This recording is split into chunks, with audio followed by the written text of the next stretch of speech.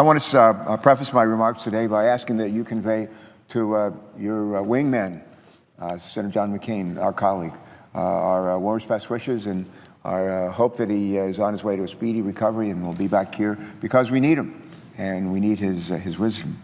I want to thank Tim Kaine for the leadership that he and Senator Shaheen are showing and an effort to try to help us stabilize the marketplaces.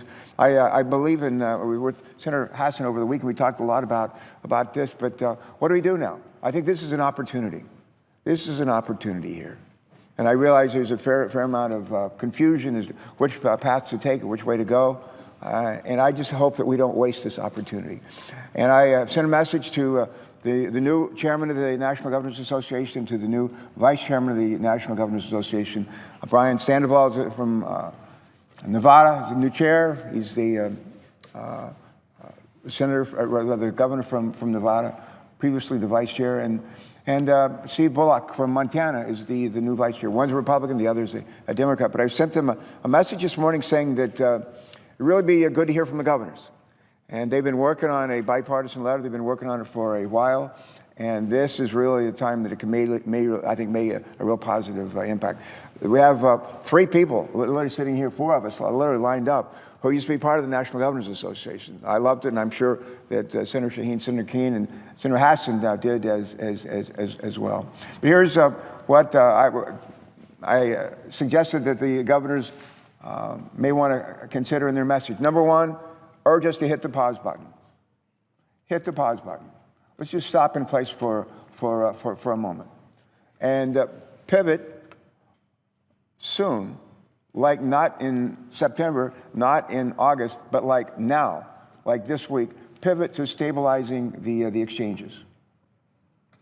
Number 3, return to regular order. Senator Kaine has already mentioned this. When I talked with Senator McCain last week, a couple of times briefly, we both talked about the need for regular order. People have good ideas on health care, introduce them. Committees of jurisdiction, hold hearings. Witnesses, including governors, come before the committees of jurisdiction, a couple of committees in the House, a couple of committees in the Senate, and let's hear from the experts, and let's certainly hear from the governors who have to run these Medicaid programs and have a lot of expertise in this area to offer us. And then I would say after the August recess, if we can actually do something real in stabilizing the exchanges, what a confidence builder that would be among us, and I think around the country. It would be just a great confidence builder. The other thing I would mention that when we come back after the August recess, don't just kind of muck around and wonder what we're going to do. We should pull together in a bipartisan way, something that we talked a lot about doing, we don't often do it, but to really do maybe a couple things. Say, let's figure out what we need to fix in the Affordable Care Act. Republicans believe the Democrats feel it's perfect and nothing should be changed. Well, I don't feel that way, and my guess is that most of our Democrats don't either. Anything that I've ever worked, every bill I've ever worked on was not perfect. And it can always be done better. And the same is true with big programs like Medicare, Social Security, veterans programs, civil rights. They can all be done better. And this is certainly the case as well. Let's fix the parts of the ACA that need to be fixed. Let's preserve the parts that ought to be preserved. And I would say again, to reiterate it, speaking on behalf of some recovering governors, including me, the governors need to be involved in this, heavily involved in this. And I suspect that each of the governors, former governors on the floor here with me today, when we were part of the NGA, we were not here on this floor. Actually, I was on this floor any number of times because governors had access to the floor. But we had many opportunities, many invitations to testify before Senate committees, House committees, on any wide range of issues.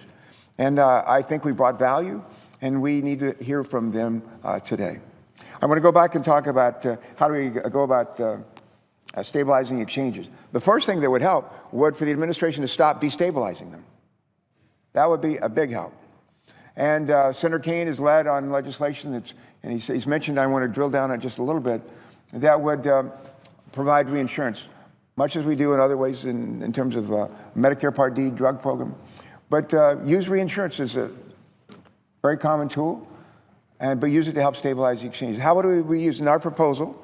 Say if this lady standing right in front of me were getting health care, and she was expensive in her health care needs, Under our reinsurance plan, starting in 2018, 2019, 2020, first $50,000 in the health care that she used in year one, 2018, the federal government, well, the insurance companies themselves actually would be on the hook for the first $50,000 of care that she would get. Between $50,000 and $500,000, under our proposal, the federal government would pay for 80% of that cost. 80% of that cost, between $50,000 and $500,000, would be on the federal government. Anything above $500,000 would be back on the insurance company. And that's what we do for the next 3 years. Starting in 2021, going forward, it would be the first $100,000 would be on the insurance company for the cost borne created by an individual. Between $100,000 and $500,000, 80% of that would be on the federal government, and after that, it's back again on the rest of it is on the insurance company to pay for. That is his proposal. That's our proposal, and we got a bunch of co-sponsors on it, and we need some Republican co-sponsors as well. It's not a Democratic idea. It's not a Republican idea. It's just a good idea, and it's one that deserves bipartisan support. The second thing that we ought to do to stabilize the exchanges is what Senator Shaheen has proposed. And that is, we have these CSRs, cost-sharing reductions, and I think of them as subsidies to help subsidize for people whose income is under a certain level. I think it's 250% of poverty. For folks that are in the exchanges, getting health care coverage, their income is under 250% of poverty, they currently receive some subsidies to help reduce the cost of their co-pays and their deductibles. And it's not really clear whether that's authorized. It's not really clear whether that's being funded, but it's just been done for a number of years. And the current administration has been saying, well, we don't know if we're going to continue to do that. And there's some folks that want to go to, maybe some states that want to go to court and say, you can't do that. Well, we need to pass a law and say, we're going to have these cost-sharing reductions, and these subsidies will continue to be offered. The third thing that we need to do is to make clear that the individual mandate, or something as good as, at least as effective as, the individual mandate, is going to be around. You know, for the administration to say, well, we don't know if we're going to enforce the individual mandate. It just encourages young, healthy people not to get coverage. And we got to make it clear that that coverage is the individual mandate, or something as good as. It could be a proxy for, or maybe several things that work together that could be as effective as the individual mandate. And if they don't work, maybe we could just have the default position would be the individual mandate again. But we ought to have hearings on this kind of thing and discuss it and hear from all kinds of folks. The other thing I want to mention is just when I go around my state, my Lord, I've never heard people so interested in encouraging us. I think I'm regarded in my state, along with Senator Coons and our Congresswoman Lisa Blunt Rogers, I think we're regarded as bipartisan people. We're Democrats. We're proud to be Democrats. We like to work with Republicans, too. And I think that's part of being a recovering governor. But the people in my state don't want on this subject, on health care reform going forward, they don't want a Democratic victory. They don't want a Republican victory. Frankly, they don't want a Trump victory. They want a victory for our country. That's what they want. They want a victory for our country. And you know what? So do I. And I think so do most Democrats in this chamber and most of the Republicans. And so let me just again, if I could make the suggestion, let's hit the pause button. Let's stop in place for right now.